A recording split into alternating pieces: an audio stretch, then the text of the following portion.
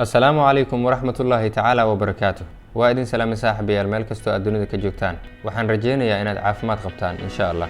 إن أتكو قول دريستو قيب كميدا نولشا معنيه إذا ما أهان إن أد نولشا كقوستو تصالي حدي أتكو فشلنتو وحبرشدا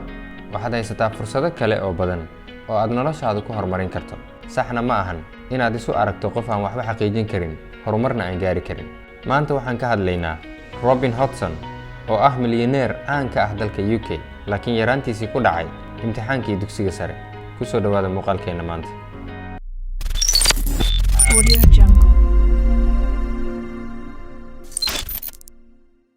waxaa laga yaabaa in nolosha Robin Hodgson ay ka hooseyn lahayd heerka uu maanta joogo haddii uusan ku dhici lahayn imtixaanadii iskuulka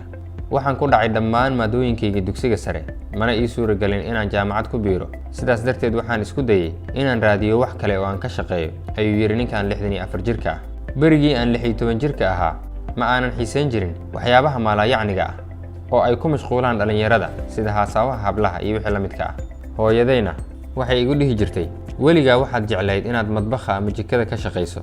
hooyada Robin oo dareentay in wiilkeeda uusan ku fiicnayn waxbarashada ayaa kula talisay inuu iska diiwaan geliyo koorsada lagu barto shaqada hoteelada arintaas oo kor u qaaday xiisaha uu u qabay xirfadda cunto karinta martisoorka iyo soo dhaweynta markii uu ka qalin jabiyay macadka cunto karinta iyo martisoorka ee Surrey kaasoo ku yaala koonfurta London bartamihii sanadkii 1970 waxa uu ku biiray barnaamijka tababarka iyo maamul wanaaga oo ay bixinaysay Savoy Group of Hotels waxa uu shaqo hoose oo kabalyeerinimo ah ka bilaabay hoteelka casriga ah ee Claridge ee ku yaala London ka hor inta aanu u wareegin oo uusan isla shaqadaas mid la mid ah ka bilaabin hoteelka DHIIRRI oo ku yaala Paris waxa uu dib ugu soo laabtay London isagoo da'diisu ahayd 23 jir waxa uu noqday qofkii ugu da'da yaraa ee maamulo ka noqda hoteelka Berkeley intaas waxa uu xigtay 2 sano oo uu ka soo shaqeeyay hoteelka Bermuda waxa uu mar kale dib ugu soo laabtay UK waxaana loo soo bandhigay in uu noqdo maareeyaha guud ee hoteelka Hampshire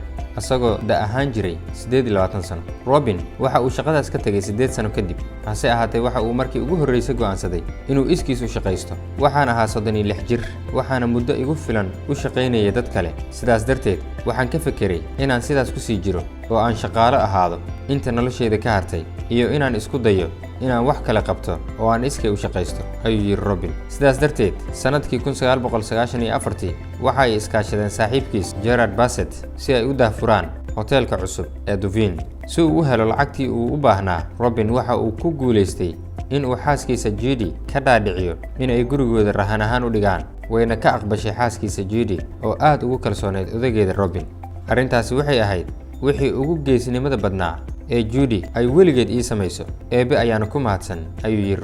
Robin iyo Gerard waxay sidoo kale asxaabtooda iyo qoysaskooda ka aruursadeen lacag gaaraysa 500 oo kun oo pound waxay sidoo kale bangiga ka soo amaahdeen lacag dhan 750 kun oo pound si ay u furaan hoteelkooda cusub dhaqaalaha oo ku yaraa awgiis labada aas-aase waxay fuuleen muruqooda dadaal badanna way ku bixiyeen ganacsigooda cusub si ay macmiil badan u soo jiitaan waxa ay ku dadaaleen in ay waxyaabo cusub ku soo kordhiyaan hoteelka Duveen sida caano dhaay ah iyo qaxwo heer sare ah hoteelkii Duveen waxa uu isu bedelay silsilad hoteelo ah hase ahaatee iyadoo 10 sano ay ka soo wareegatay aas-aaskii hoteelkaas Robin iyo Gerard waxay iska iibiyeen saamiyo dhowr ah kadib markii loo gaaray qiimo aysan diidi karin Robin waxa uu muddo 10 sano ahaa maamulaha hoteelada dhowrka ah ee Soho sanadkii 2008 waxa uu magaalada Hampshire ka aas-aasay hotel cusub oo casri ah oo ugu magac daray Limehood kadibna wuxuu furay hoteelka kale ee The Big sanadkii 2011 haatan waxa uu 6 xarumood oo shaqo ah ku leeyahay koonfurta England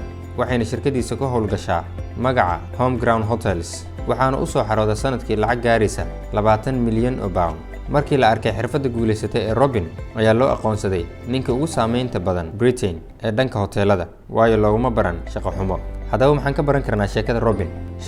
waxaan ka baran karnaa in sidaan hordhaca muuqaalka baan ku soo sheegnay nolosha qayb kamid ah haddii aad ku guuldareysato aysan la micno ahayn in nolosha oo dhan aad ka quusato laakiin ay jirto wadooyin fara badan oo aad xaqiijin karto isla markaana aad ku guuleysan karto daawadayaal muuqaalkeena maanta halkaas ayaan ku soo gabagabeynaynaa haddii aad ka heshay muuqaalka ama aad wax un ka faa'iiday fadlan like saar lana wadaag asxaabtaada kale si ay iyaguna uga faa'iideystaan mahadsanid waa inoo muuqaalkiisa xiga insha Allah wassalaamu calaykum waraxmatullaahi tacaala wabarakaatuh